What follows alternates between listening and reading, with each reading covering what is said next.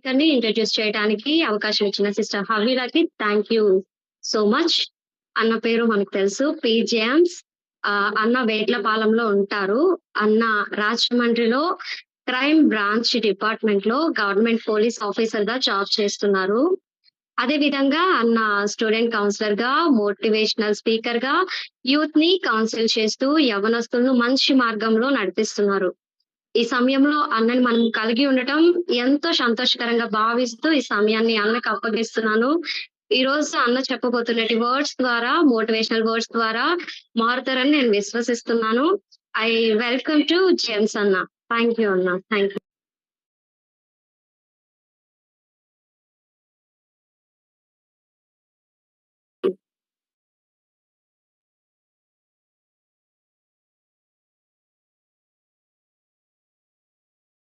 స్నేహితులైన వారందరికీ good evening.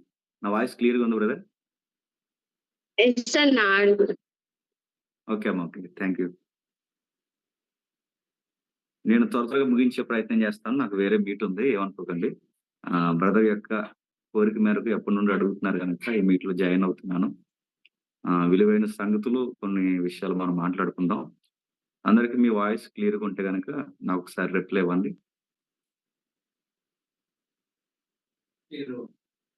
Okay. క్లియర్‌గా ఉందన్న. ఓకే. ఓకే. Very good. నిజానికి ఈ సొసైటీలో చాలా విషయాలున్నాయి మనం మాట్లాడుకోవడానికి. మీరందరూ చదువుకున్న పిల్లలు గనక, చదువుకుంటున్నారు గనక, సొసైటీ మీద మీకు ఎంతో కొంత అవగాహన ఉండుండాలి.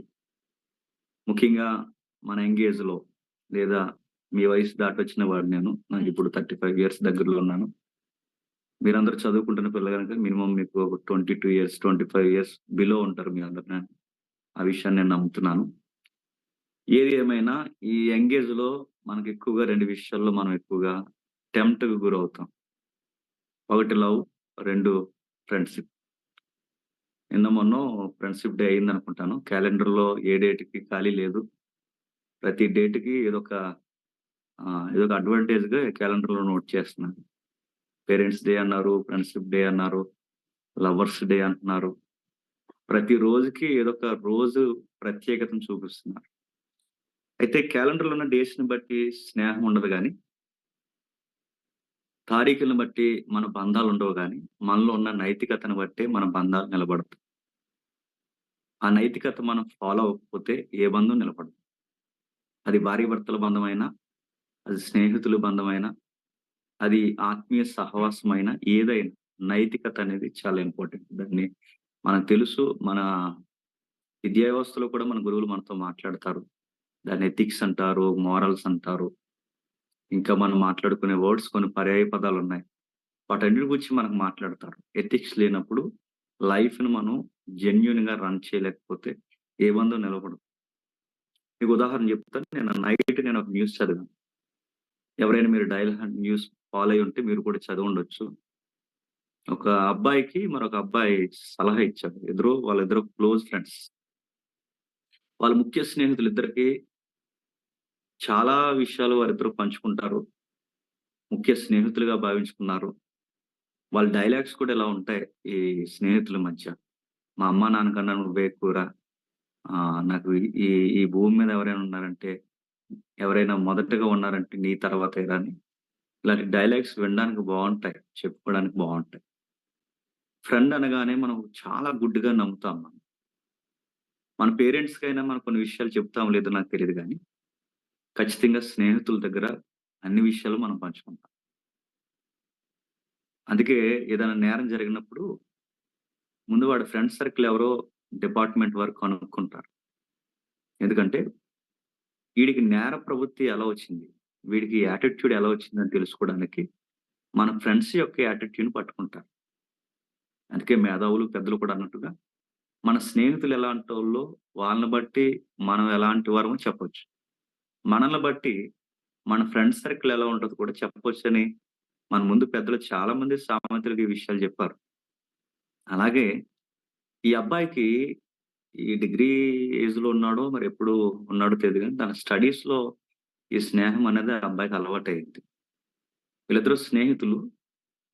స్టడీస్ అయ్యాక జాబ్‌లో ఇక నేడో రేపో జాయిన్ అవుదాం అన్న టైంకి మ్యాచింగ్స్ కూడా వస్తున్నాయి అబ్బాయికి. ఈ స్నేహితులుంటారు గదండీ! క్లోజ్ సర్కిల్‌లో ఉండే క్లోజ్ ఫ్రెండ్స్ ఉంటారుగా. చాలా కొన్ని దుర్భరమైన విషయాలు వీళ్ళు డిస్కషన్ జేస్తారు. అలాంటి విషయాన్ని ఒకటి డిస్కషన్ చేసాడు. "అరే మామ నాకు సంబంధాలు చూస్తున్నార్రా. నాకు మ్యారేజ్ అయిపోద్ది త్వరలో" అన్నప్పుడు, "చేసుకోవాలిరా ఖచ్చితంగా మనం మ్యారేజ్ చేసుకోవాలని" బాగానే చెప్పాడు ఆ అబ్బాయి. అయితే ఈ మాట నేను ఇలా అంటున్నానని తప్పుగా అనుకోకండి. నేను రాయబడిందే మీకు చెప్తున్నాను. ఆ అబ్బాయి ఏమన్నాడంటే, "అరేయ్! మ్యారేజ్‌కి ముందు ఆహ్, ఎక్స్‌పీరియన్స్ ఉండాలిరా సెక్సువల్ లైఫ్‌లో" అని ఆ అబ్బాయి చెప్పాడు. ఈ వర్డ్స్ అన్ని న్యూస్ పేపర్‌లో ఉన్నవే నేను చెప్తున్నాను. ఎక్స్‌పీరియన్స్ అంటే ఏంటంటే, మ్యారేజ్‌కి ముందే నువ్వు ఎవరో ఒకరితో ఆహ్, బాండింగ్ మెయింటైన్ చెయి. లేదంటే ఇంటర్‌కోర్స్ జరగాలి. ఆ జరిగినప్పుడు నీ నీ లైఫ్ పార్ట్‌నర్ నువ్వు సుఖపెట్టగలవు. నీకిప్పుడు ఏమీ తెలియకుండా నువ్వు మ్యారేజ్ లైఫ్‌లోకెళ్ళిపోతే, నీ భార్యని నువ్వు ఆనంద పెట్టకపోతే రేపొద్దున నిన్ను తప్పుగా అనుకుంటది, లోకువగా అనుకుంటది. నీ గురించి ఏదేదో మాట్లాడేసుకుంటది. చివరికి చేతగానోడు అనుకుంటది అని తన ఫ్రెండ్ తనను మోటివేట్ చేసాడు. వాడికి భయమేసింది. అంటే ఇలా కూడా అనుకుంటారా అనేసి. మరేం చేయాలిరా అంటే, ఈ విషయంలో ఈ పర్సనల్ లైఫ్‌లో నువ్వు ఎక్స్‌పీరియన్స్ తెచ్చుకోవాలని. ఎక్స్‌పీరియన్స్ అంటే ఎలారా అంటే, వేశ్యల గృహంలోనుకో ఎవరొకరితోనో అక్రమ సంబంధం పెట్టుకో. అంటే అక్రమ సంబంధం అనే వర్డ్ అక్కడ ఉండదు. ఏదో ఒక ఎక్స్‌పీరియన్స్ నువ్వు తెచ్చుకుంటే, మ్యారేజ్ లైఫ్‌లో నీకొక అనుభవం ఉంటదిరా అని ఇలాగా సెక్సువల్ అబ్యూజ్ తనకు అలవాటు చేశాడు. అలవాటయిపోయింది ఆ అబ్బాయికి. తీసుకెళ్ళాడు. వేశ్యల గృహంలోకి వెళ్లారు. ఫ్రెండ్ వెళ్ళాడు. వాడు గృహంలోకి దూరితే వీడు ఏరొక గృహంలోకి దూరాడు. అయిపోయింది. పాపం జరిగిపోయింది. బయటకొచ్చేసారు. స్టడీస్ అయిపోయాయి. జాబొచ్చింది. మ్యారేజ్ కూడా అనుకున్నట్టుగానే దగ్గరవుతుంది. డేట్స్ పెట్టుకోవడానికి నిర్ణయిస్తున్నారు. ఇలా టైంలో తనకెందుకో హెల్త్‌లో మార్పులొస్తున్నట్టు, సిక్ అయినట్టు అనిపించింది. ఆ టైంలో ఎందుకైనా మంచిదని మెడికల్ టెస్ట్ చేయించుకోవడానికెళ్తే, ఆ మెడికల్ టెస్ట్‌లో తను ఊహించని ఒక విషయం బయటపడింది. తనకి హెచ్ఐవి పాజిటివ్ అని తెలిసింది. గల్లున ఏడ్చాడు. నిన్న పేపర్‌లో వచ్చిందది. పేరు, ఊరు రాయకుండా తన ఆవేదన సోషల్ మీడియాకి అందించాడు. నాలాంటి గుడ్డిగా స్నేహాలు నమ్మి నాలాంటి యవ్వనస్తులు ఎవరైనా ఉంటే మోసపోకూడదని తన స్టేట్‌మెంట్ మీడియాకిచ్చాడు. ఏడ్చాడు. అందమైన తన జీవితం పాడైపోయిందని ఏడ్చాడు. ఏ వేశ్య దగ్గరికెళ్ళాడో తనతో ఎళ్లి గొడవ పెట్టుకోవాలనుకున్నాడు. "నువ్వెందుకు నాకు చెప్పలేదని." అలా గొడవ పెట్టుకుంటే మళ్ళీ విషయం బయటకొచ్చి తన పరువు పోతదని కక్కలేక, మింగలేక సతమతమైపోయి చివరికి తన జీవితం ఏంటో అర్థం కాక అటు పెళ్ళికి ఓకే అని చెప్పలేక, ఇటు ఉద్యోగానికి మనశ్శాంతిగా వెళ్ళలేక, తన లైఫ్ ఏంటో తనకే అర్థమవ్వక, తన ఆరోగ్యం చేతులారా పాడు చేసుకున్నాడని చాలా బాధపడిపోయాడు. అప్పుడు రాస్తూ ఇలా అన్నాడు ఒక ఉత్తరం. మై డియర్ ఫ్రెండ్స్, నా వల్లే మీరెవ్వరు స్నేహితుల మాటలు నమ్మొద్దు. క్లోజ్ ఫ్రెండ్స్ అని చెప్పి ఇలాంటి పాడు సలహాలు ఇచ్చేవారి మాటలు అసలు నమ్మొద్దు. స్నేహితులనే పదంతో మన లైఫ్‌లో ప్రతీది వాళ్ళు చెప్పింది చేసుకుంటూ వెళ్ళిపోతే జీవితాలు సర్వనాశనం అయిపోతాయని చెప్పాడు. నా మొబైల్‌లో ఆ న్యూస్ ఉంది. మీకు వీలైతే తర్వాత షేర్ చేస్తాను. బ్రదర్ మీకు షేర్ చేస్తాడు మీ గ్రూప్‌లో. కాబట్టి ఈ ఎగ్జాంపుల్ నేను ఎందుకు చెప్తున్నానంటే, అన్ని సలహాలు మంచివి కాదు స్నేహితులిచ్చేవి. అన్ని విషయాల్లో వాళ్ళు మనకి రైట్ వే, డెసిషన్ మనకు చెప్తారని అనుకోవడం మనకు గుడ్డితనం. ఒకడు మనకు మంచి సలహా ఇవ్వాలంటే ఆడు మంచోడై ఉండాలి. ఒకడు మనకి సరియైన నిర్ణయాలు చెప్పాలి అంటే, వాడు సరియైన నిర్ణయాలు తీసుకునే కేపబిలిటీ వాడికుందని మనకు తెలియాలి. ఈ సొసైటీలో ఎవడు మంచోడున్నాడు చెప్పండి? ఎవరు లేరు. ఈ సొసైటీలో వీడు రైట్‌గున్నాడని చెప్పండి. ఎవరు లేరు. నేను చాలా సార్లు నా యొక్క సెర్మన్స్‌లో నేను కోట్ చేసే ఒక ఎగ్జాంపుల్ మీకు చెప్తాను. ఒక గీత వంకరగుందో, లేదా ఒక గీత స్ట్రెయిట్‌గుందో మనకు తెలియాలి అంటే, దాని పక్కనున్న మరొక స్ట్రెయిట్ లైన్ గీస్తేనే మనకు తెలుస్తది. ఇప్పుడు స్నేహితులు అంటున్నారు. ఎవడు బెస్ట్‌గున్నాడో ఎలా చెప్పగలమండి? అందరూ వంకరగున్నారు. పెద్దవాళ్ళు ఒక సామెత అంటారు. ఏమంటారు? ఇదిగో జోగు జోగి రాసుకున్నాడంటాడు. వాడు జోగి, నువ్వు జోగి. వాడు నీకు సలహా ఇవ్వగలడా? నీకు వాడు సలహా ఇవ్వగలడా? ఎవడు సలహా ఇవ్వగలడు? ఈరోజు పోలీస్ స్టేషన్‌లో మెజారిటీ కేసులన్నీ మీరు చూడండి. "ఎందుకురా ఈ తప్పు చేసావంటే, మా ఫ్రెండ్ తీసుకెళ్ళాడు సార్" అంటున్నారు. Simple answer. ఎందుకు ఇందులో ఇన్వాల్వ్ అయ్యావు? ఈ క్రైమ్‌లో నీకేంట్రా పనంటే, మా ఫ్రెండ్ రమ్మన్నాడని ఎళ్ళాను సార్ అని. ఇవే మాటలు ఎక్కడ చూడండి ఫ్రెండ్స్, ఫ్రెండ్స్, ఫ్రెండ్స్, ఫ్రెండ్స్. అడుగుతున్నాను. జెన్యూన్‌గా స్నేహం చేసేవాళ్ళు ఈ రోజున్నారు చెప్పండి. ఏదొక లబ్ధి కావాలి. ఏదొక ఆశ కావాలి. దాని కొరకే స్నేహాలు జేస్తారు. మరొక మాట మీకు నేను చెప్తున్నాను వినండి. ఈరోజు ఎక్స్‌ట్రీమ్ ఏంటో తెలుసా? ఆడవారు మగ పిల్లలతో స్నేహాలు, మగ పిల్లలకి ఆడవారితో స్నేహాలు. అంటే ఇదేమైనా మంచి యాటిట్యూడే చెప్పండి. ఆడపిల్లలకి మగ పిల్లలతో స్నేహాలు, మగ పిల్లలకి ఆడపిల్లలతో స్నేహాలు. నేను అడుగుతున్నాను. ఇప్పుడు ఉన్న ఈ జనరేషన్‌లో ఈ యాగవంతమైన ఈ సోషల్ మీడియా కల్చర్‌లో, ఈ సెల్ఫ్ కల్చర్‌లో సొంత అన్నయ్యల్ని నమ్మలేకపోతున్నాం. సొంత రక్తం పంచుకొని పుట్టిన వారిని నమ్మలేకపోతున్నాం. వయస్సు మళ్ళిన వారిని నమ్మలేకపోతున్నాం. ఎవరి మైండ్ ఎలా ఉందో నమ్మలేకపోతున్నాం. ఇలాంటి టైంలో ఏ ఏ యొక్క ఎథిక్స్‌ని బట్టి, ఏ నైతికతను బట్టి, ఏ మోరల్‌ని బట్టి తనని ఏ స్టాండింగ్‌లో, ఏ స్కేల్‌లో మన ఫ్రెండ్స్‌గా మనం అగ్రీ చేయగలం చెప్పండి. ఇతను ఫ్రెండ్ అనడానికి కొలమానం ఏంటి? అంటే నీలాగా టీ తాగుతాడని ఆడు కూడా టీ తాగుతాడని ఫ్రెండ్‌షిప్ చేస్తున్నావా? లేకపోతే నీలాగా డ్రెస్ కోడ్ ఉందని సేమ్ వాడు నీలాగా డ్రెస్ కోడ్ మెయింటైన్ చేసి నీ స్నేహానికి కొలతేంటి? నీ టేస్ట్‌లు వాడుకున్నాయనా? లేకపోతే నీలా మాట్లాడతాడనా? లేతే చూడడానికి నీలా ఉన్నాడనా? దేన్ని బట్టి స్నేహం? కామెడీ చేస్తున్నాడనా? ఒక స్నేహానికి నైతికత లేనప్పుడు ఆ స్నేహాలు ఎప్పటికైనా ప్రమాదమే. అందుకే వీటన్నిటిని మనం మాట్లాడుకుంటూ పోతే బైబిల్‌లో లేదా మిగిలిన గ్రంథాల్లో లేదా వక్తలు చెప్పిన విషయాల్లో, సమాజంలో చాలా ఉదాహరణలున్నాయి. ఇది ఒక ఆత్మీయ సహవాసం గనక నేను బైబిల్ రిఫరెన్స్ కోట్ చేస్తున్నాను. ఏమనుకోవద్దు. దయచేసి ఇది ఒక మత సంబంధమైనది. ఇదొక వేరొక మార్గానికి సంబంధించినదని మీరు వెంటనే లెఫ్ట్ అవ్వడానికి ప్రయత్నం చేయకండి. నేను చెబుతున్న విషయాలు కొంచెం మనసు పెట్టి వినండి. నన్నొక పాస్టర్‌గా చూడొద్దు. నేను పోలీస్ డిపార్ట్‌మెంట్‌లో పనిచేస్తున్నా. ఒక పోలీస్ క్రైమ్ బ్రాంచ్‌లో పనిచేస్తున్నా. ఉద్యోగస్తున్నా. గవర్నమెంట్ ఉద్యోగస్తున్నా. కాబట్టి నా మాటలు సొసైటీని చూస్తూ, సమాజానికి ఏవి మేలుకరమైనవో ఎరిగిన వాడిగా నేను చెబుతున్న మాటలు కాస్తంత ఓపికగా వినండి. నెక్స్ట్ మరొక సలహా చెప్తాను వినండి. ఒక చెల్లికి రీసెంట్‌గా మ్యారేజ్ చేసుకోవడానికి తను రెడీ అయింది. Love marriage. రెడీ అయింది. తను మ్యారేజ్ చేసుకోవడానికి వెళ్ళిపోయింది. పెళ్లయిపోయింది. తనకు పిల్లలు కూడా పుట్టారు. అయితే ఈ మ్యారేజ్ జరిగిన ఈ విషయంలో రీసెంట్‌గా మేము కట్టిన కేస్ ఏంటంటే, తన భర్తకు అనుమానం వచ్చింది. ఎలా అనుమానం వచ్చింది? ఈ సోషల్ మీడియాలో ఉన్న ఈ కల్చర్ ఈరోజు తన కాపురాన్ని పాడు చేసింది. ఏమైంది అంటే, మనకున్న అలవాట్లు ఈ మధ్య కాలంలో ఎక్కువున్న అలవాట్లేంటంటే, ఎక్కడికి పోయినా ఒక రెస్టారెంట్‌కి పోయినా ఫోటో తీసి సోషల్ మీడియాలో పెడుతున్నాం. ఒక బయట రోడ్డు మీద నిలబడినా సోషల్ మీడియాలో పెడుతున్నాం. గోరింటాకు పెట్టుకుంటే సోషల్ మీడియాలో పెడుతున్నాం. ఒక కొత్త చొక్కా కొనుక్కుంటా ఆ డ్రెస్ మనం వేసుకుని సోషల్ మీడియాలో పెడుతున్నాం. ఈ అమ్మాయికి కూడా అలవాటుంది. ఈ సోషల్ మీడియాలో ఫోటోస్ అప్‌లోడ్ చేయడం, వాటిలి కామెంట్‌లు చూసి మురిసిపోవడం. ఇలాంటి అలవాట్లు ఆ చెల్లికున్నాయి. ఎప్పుడో తనకి స్టడీస్ అయిపోతున్న టైంలో ఈ లాస్టు ఈ స్నేహితులందరూ లేదా క్లాస్‌మేట్స్ అందరూ పెట్టుకున్న ఫేర్‌వెల్ పార్టీ ఏదైతే ఉందో ఆ పార్టీలో బాయ్స్, గర్ల్స్ ఇరువురు కలిసి ఫోటోలు దిగారు. నేనెందుకు ఈ ఎగ్జాంపుల్ కోట్ చేస్తున్నానంటే, ఆడపిల్లలు, మగ పిల్లలు కలిసి స్నేహాలు చేయడం అన్ని సందర్భాల్లో మంచిది కాదు అనడానికి ఉదాహరణ మీకు చెప్తున్నాను. రెండవది, ఈ ఎప్పుడైతే ఈ అమ్మాయి ఆ టైంలో ఫోటోస్ దిగింది. ఈ ఫోటోస్ దిగిన ఈ అమ్మాయి సోషల్ మీడియాలో అప్‌లోడ్ చేసింది. చాలా కాలం అయిపోయింది. కాలం నడిచిపోయింది. పిల్లలు కూడా పుట్టారు. అయితే ఈ ఫేస్‌బుక్ ఎప్పుడో ఓపెన్ చేసిన బుక్కు తర్వాత మరలా తన భర్తకు కంటబడింది. చూసాడు. "ఇది నువ్వే కదా?" అని అడిగాడు. "నేనేనండి" అని చెప్పింది. అయితే ఒక మాట అడుగుతున్నాను. నాకు చెప్తావా అన్నాడు. "చెప్తానండి" అంది. "ఎప్పుడువి ఫోటోలు?" అని అడిగాడు. "మా స్టడీస్ టైమ్‌లో అండి.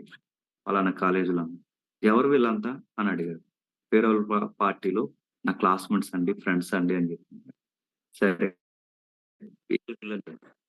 లేడీస్ పేర్లు చెప్పింది. గీత అని, అదని, ఇదని ఏదో పేర్లు చెప్పింది. సరే మరి ఈ అబ్బాయి పేర్లు చెప్పండి అని. అబ్బాయి పేర్లు కూడా చెప్పింది. పక్కనున్న ఒక అబ్బాయి రిపీటెడ్‌గా ప్రతి ఫోటోలో ఉన్నాడు. "ఈ అబ్బాయి ఎవరు?" అని అడిగాడు. "ఫ్రెండ్ అండి" అంది. "ఫ్రెండ్ అంటే?" అని అడిగాను. "ఫ్రెండ్ అంటే ఫ్రెండే" అన్నాను. "క్లాస్‌మేట్ అండి." నేను అడిగేది అలా కాదు. "ఫ్రెండ్ అంటే?" అని అడిగాను. తనకు అర్థం కావట్లేదు. ఫ్రెండ్ అంటే ఫ్రెండే. ఇంక డిక్షనరీలో వేరే వర్డ్ ఏమి లేదు. ఫ్రెండ్ అంటే ఫ్రెండే. స్నేహితుడండి, మా క్లాస్‌మేట్ అండి అని చెప్పి. అప్పుడు గట్టిగా అరిసాడు. "ఏయ్!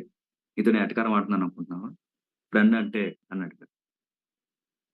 తనకు అర్థమైంది తన భర్త తనను అనుమానిస్తున్నాడని. అలా కాదండి అతను ఫ్రెండే అని. అప్పుడు తనకు అర్థమైంది. తన భర్త తన ఫోటోస్‌ని బట్టి అనుమానిస్తున్నాడని. గుండెలు బాదుకుంది. నన్ను నమ్మండి. నేను ఏ తప్పు చేయలేదు. మీరు అనుకున్నట్టు మీరు తప్పుగా అనుకోవద్దు. లాస్ట్ డేస్ అని చెప్పి మేము ఫోటోలు దిగాం. అందులో ఏ అపవిత్రత లేదండి అని చాలా మొత్తుకుంది.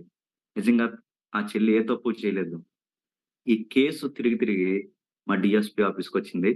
మా డీఎస్పీ గారు కేసు కట్టారు. దానిలో ఆ కేస్‌లో రికార్డ్ చేసిన వ్యక్తులు నేనొకడిని.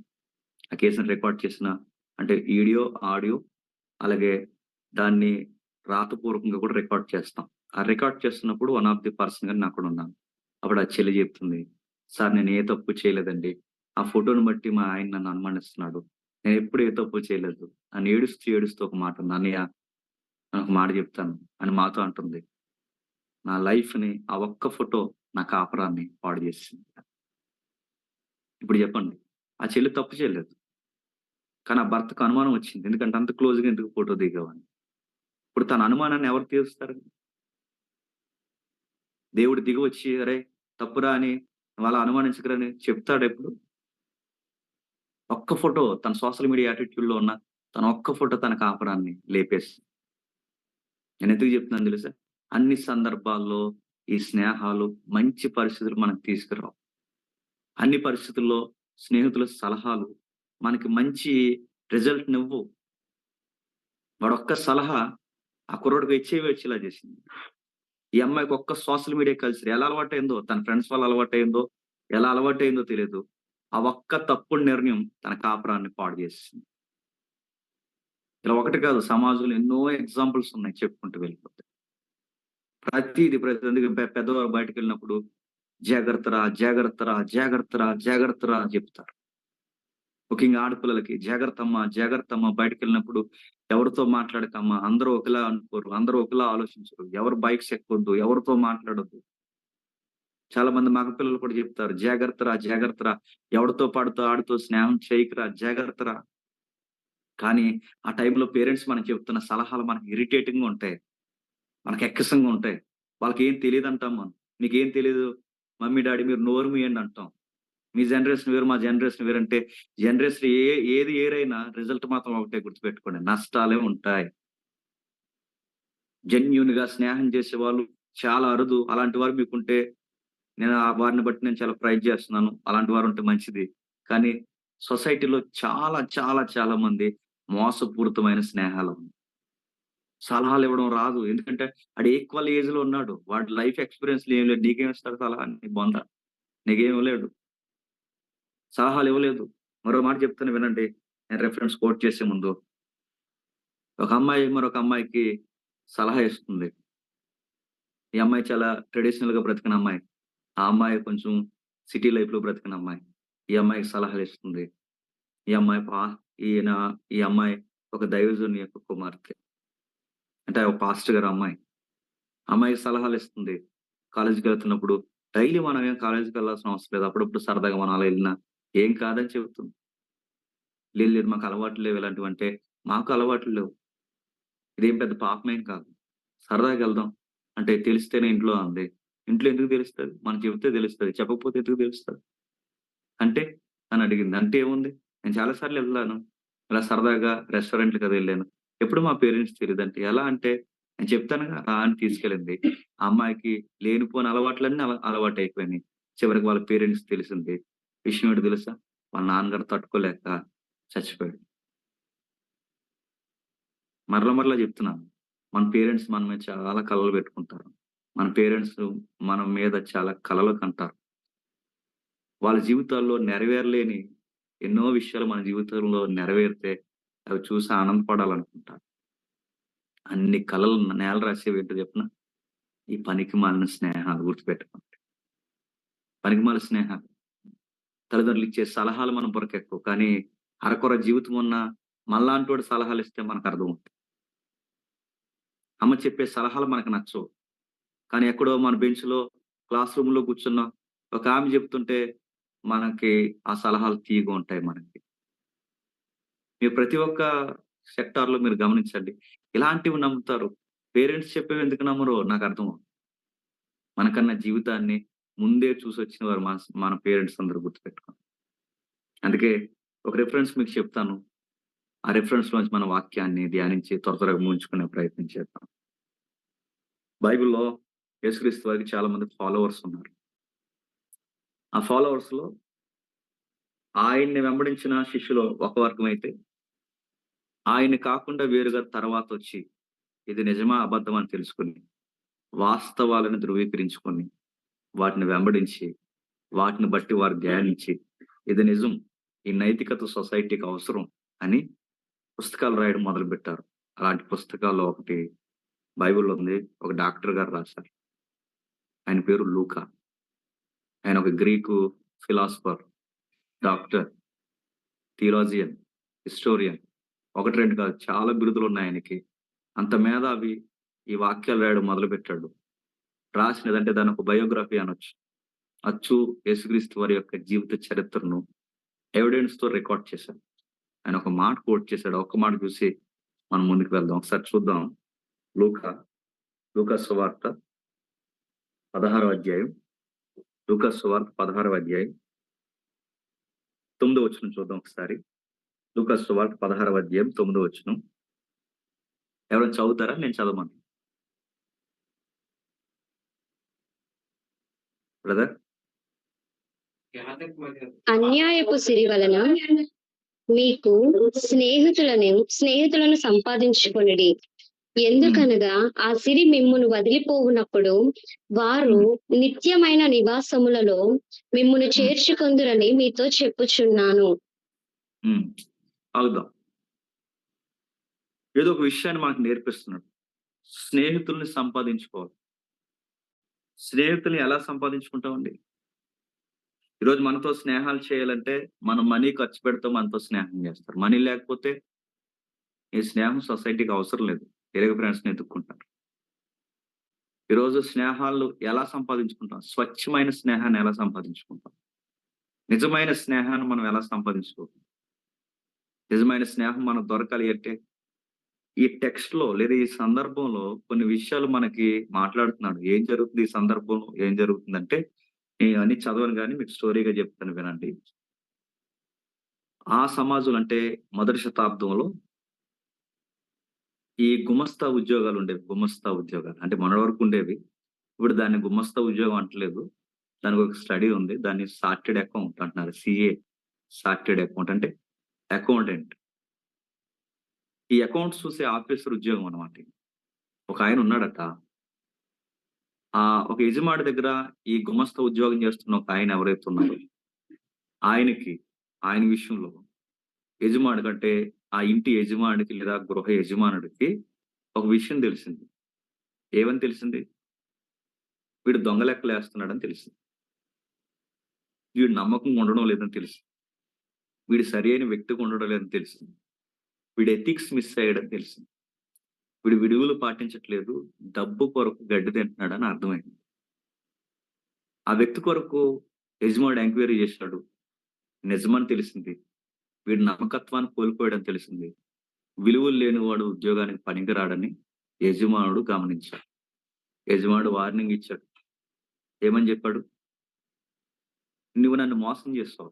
నా సొమ్ము మీద, నా ధనం మీద ఒక నమ్మకమైన ఉద్యోగస్తుడుగా అంటే ఒక చార్టర్డ్ అకౌంట్‌గా నేను పెడితే అకౌంట్స్ తేడా రాసావు. నీ స్వలాభాపేక్ష కొరకు అంటే నీ స్వార్థం కొరకు నేను నమ్మించిన నమ్మకాన్ని నువ్వు దోపిడీ చేసావు.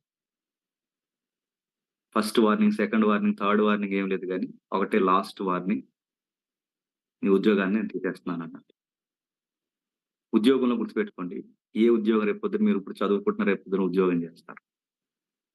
ఏ ఉద్యోగంలో అయినా ఎథిక్స్ లేనప్పుడు ఖచ్చితంగా మనకి ఉరితాడులు దగ్గరలో ఉంటాయి, గుర్తుపెట్టుకోండి. ఆ అబ్బాయికి ఆఫీసర్ చెప్పేసాడు, యజమాని చెప్పేసాడు, "అయ్యా! మీకు విషయం చెప్తున్నాను. నేను త్వరలోనే ఉద్యోగం నుంచి నేను తీసేయాలనుకుంటున్నాను." వాడికి అర్థం అవ్వలేదు. సడెన్‌గా ఉద్యోగం పోతే ఇప్పుడు ఎలా బతకగలం? ఇప్పటి వరకు లంచాలు తినడం బతికాడు. ఇప్పటి వరకు జీతాన్ని సుఖంగా అనుభవించడం బతికాడు. ఇప్పటి వరకు యజమాని యొక్క ఆస్తుని దొంగ లెక్కలేసి దాయడం మొదలెట్టాడు. ఇప్పుడు సడెన్‌గా ఉద్యోగం తీసేస్తే ఏమైపోతాడు? థాట్స్ వచ్చినియి ఆయనకి. ఏమొచ్చినియంటే ఆ 16వ అధ్యాయంలో మూడో వచనంలో ఒక మాట అంటాడు చూడండి. ఈ గృహ నిర్వాహకుడు తనలో తాను, నా యజమాని గృహ నిర్వాహక పనిలో నుండి నన్ను తీసివేయను గనక నేనేమి చేతును? త్రవ్వలేను, భిక్షమెత్తు సిగ్గుపడుచున్నాను. అంటే నేను త్రవ్వలేను, భిక్షమెత్తు సిగ్గుపడుతున్నాను. అంటే ఇప్పుడు నా ఉద్యోగం పోతే నేను బయటకి పోయి కూలి పని చేయలేను.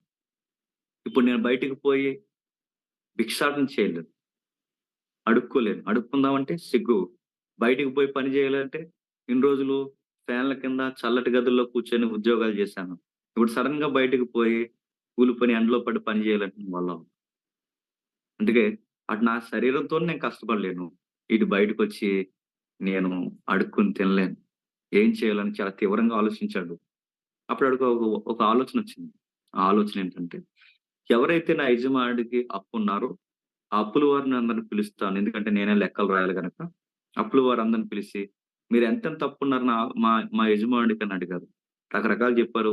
మన ట్రెండ్‌లో మాట్లాడుకుంటే ఒకడు 5,000 అన్నాడు, ఒకడు 2,000 అన్నాడు, ఒకడు 500 అన్నాడు, ఒకడు 10,000 అన్నాడు. ఇలా రకరకాల లెక్కలు చెప్పినప్పుడు ఈడు చెప్పాడు ఈ గుమస్తా ఏమనంటే, మీరు 10,000 కట్టాల్సొస్తే మీరు 10,000 కట్టాల్సిన అవసరం లేదు. 5,000 కట్టండి సరిపోద్ది. నేను 5,000 కట్టాలని లెక్క రాస్తానన్నాడు. 2,000 కట్టాల్సిన వాడు మీరు 2,000 కట్టవసరం లేదు. 1000 కట్టండి. నేను 1000 లెక్క రాస్తా అన్నాడు. 5,000 కట్టాలనుకున్న వాడికి 2,500 కట్టండి. నేను 2,500 లెక్క రాస్తాను. అంటే తన ఆఫీసర్ సొమ్ముని మళ్ళీ పాడు చేస్తున్నాడు. ఈ విషయం కూడా తెలిసిపోయింది ఆఫీసర్‌కి.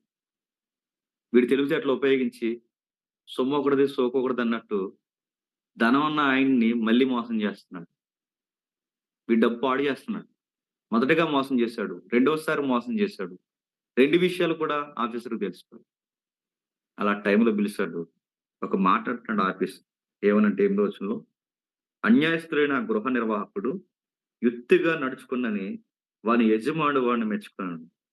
ఏంటట? అన్యాయస్తుడు. అన్యాయయుక్తుడు యుక్తిగా నడుచుకున్నని ఆఫీసర్ మెచ్చుకోవడం ఏంటండి? అన్యాయం అంటే అన్యాయమేగా. లంచం అంటే లంచమేగా.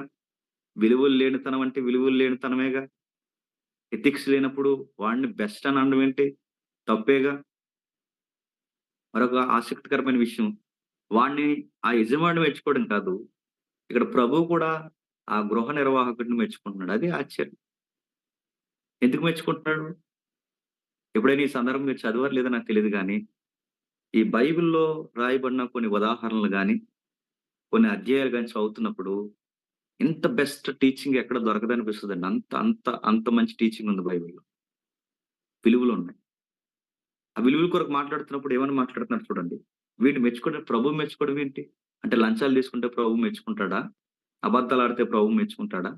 ఒకరిని మనం నమ్మి ఒక విషయాన్ని అప్పగిస్తే, ఆ విషయాన్ని మనం వమ్ము జేస్తే ప్రభువు మెచ్చుకుంటాడా? మెచ్చుకోడు. మరిక్కడ మెచ్చుకున్నట్టుందిగా. వాడు యుక్తిగా నడుచుకున్నాడు. యుక్తిగా అంటే వాడు యుక్తిని మెచ్చుకున్నాడు తప్ప, వాడు దొంగేసాలు, అబద్ధాలు, దొంగ లెక్కలు గాదు మెచ్చుకుంటా. అంటే ఎలా సార్ అంటే, ఒక ఉదాహరణ చెప్తాడు చూడండి. వెలుగు సంబంధుల కంటే, ఈ లోక సంబంధులు తమ తరమును బట్టి చూడగా యుక్తిపరులై ఉన్నారు. అంటే పోలుస్తున్నాడన్నమాట. విలువల కొరకు బతుకుతామని చెప్పుకున్న వారి కన్నా అంటే, వెలుగు సంబంధులంటే దేవుడిని నమ్ముకున్నామని చెప్పుకున్నవారు. లోక సంబంధులంటే ఏ దేవుడిని నమ్మకుండా, దేవుడే జీవితంలో లేకుండా బతికారు.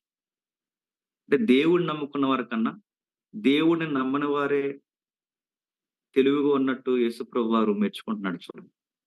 నిజానికి ప్రభువు దేవుడిని నమ్మిన వారిని మెచ్చుకోవాలి. కానీ బాధాకరమైన విషయం లోకస్తులే బాగున్నారంటున్నాడు. ఏ విషయం అంటే యుక్తి. వాళ్ళకున్న యుక్తి. వాళ్ళకున్న యుక్తే ప్రభువుకు నచ్చింది. ఎలా నచ్చింది? ఒక ఉదాహరణ చెప్తాను వినండి. ఒక అబ్బాయికి పెళ్లి సంబంధం వచ్చింది. ఆ పెళ్లి సంబంధంలో ఆ పెళ్లి సంబంధం కొరకు పేరెంట్స్ అందరూ అడుగుతున్నారు. నీకు పెళ్లి చేసేస్తామని. ఆ అబ్బాయి అన్నాడు, "పెళ్లి చేసుకోవడం నాకు ఇబ్బందేం కాదు. నీకో మాట చెప్తాను. నేను సెటిల్ అయిన తర్వాత పెళ్లి చేసుకుంటా" అన్నాడు. అంటే ఎలా సెటిల్ అవ్వాలనంటే, ఆ అబ్బాయి కొన్ని ఉదాహరణలు చెప్పాడు. ఏమన్నాడంటే, "ముందు నేను ఉద్యోగం కొట్టాలి. తర్వాత ఒక మంచి ఇల్లు కట్టాలి. ఫర్నిచర్ కొనాలి. ఒక కారు కొనుక్కోవాలి. ఇదంతా అయిన తర్వాత మీ ఇంటికొస్తాను. మీ అమ్మాయినిచ్చి నాకు పెళ్లి చేయండి" అన్నాడు. ఈడేంటి ఇలా మాట్లాడాడు తిక్కలోడు అనుకున్నాడు. వాడు ఆ కమిట్మెంట్‌లో ఉన్నాడు. ఉద్యోగం కొట్టేంత వరకు, ఇల్లు కట్టేంత వరకు, కారు కొనేంత వరకు, ఎంతో కొంత అకౌంట్స్ మెయింటైన్ చేసేంత వరకు నేను పెళ్లి చేసుకోకూడదని ఫిక్స్ అయ్యాడు. అనుకున్నట్టు ఉద్యోగం కొట్టాడు. అనుకున్నట్టు ఇల్లు కట్టాడు. అనుకున్నట్టే కారు కొన్నాడు. అనుకున్నట్టు తను అన్నీ సాధించాడు. అప్పుడు ఆ అమ్మాయి ఇంటికెళ్ళాడు. ఇప్పుడు మీ అమ్మాయినిచ్చి నాకు పెళ్లి చేయండి.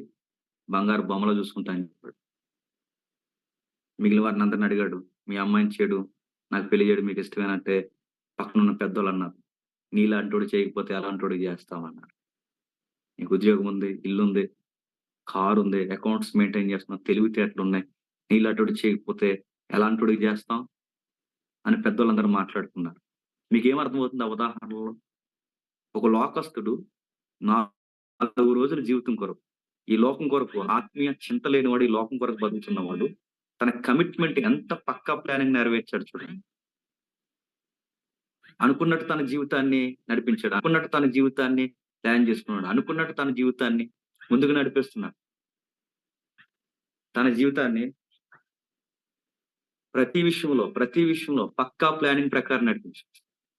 4 రోజులు ఈ జీవితంలో 4 రోజులు ఇక్కడ బతికేవాడు అన్ని ప్లాన్ చేస్తే బైబిల్ ఒక మాట ఇక్కడ కోట్ చేస్తుంది. నిత్య నివాసంలో 9వ వచనంలో నిత్య నివాసాలు అంటే నిత్యము బ్రతుకొక జీవితం ఉందంట. మీకు ఈ పదాలు కొంచెం ఎటకారంగా, నమ్మకం లేనట్టుగా, పేలగా అనిపించొచ్చు చాలా మందికి. అంటే నిత్యము బతికొక లైఫ్ ఉందంటే ఉంది.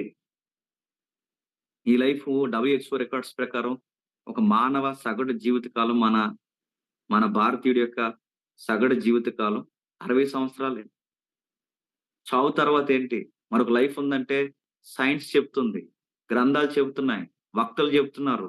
మెడికల్ టెంపర్ చెబుతుంది. యెస్, మరొక యూనివర్స్ ఉంది. మరొక యూనివర్స్ అంటే ఒక మనకు కనబడిన ఒక అదృశ్య జీవితం ఉంది. ఆ జీవితం కొరకు నువ్వేం జేస్తున్నావు? ఈ లోకంలో 60 ఏళ్ల జీవితం కొరకు ఒక చిన్న జీవితం అంటే 30 సంవత్సరాలు ఒక అబ్బాయి పెళ్లి చేసుకుంటే, లేదా ఒక 25 ఏళ్ళకి ఒక అబ్బాయి పెళ్లి చేసుకుంటే, 25 ఏళ్ళు 30 లోపు ఒక అబ్బాయి పెళ్లి చేసుకుంటే, మిగిలిన 30 సంవత్సరాల కొరకు తను ఎంత ప్రణాళికేస్తున్నాడండి?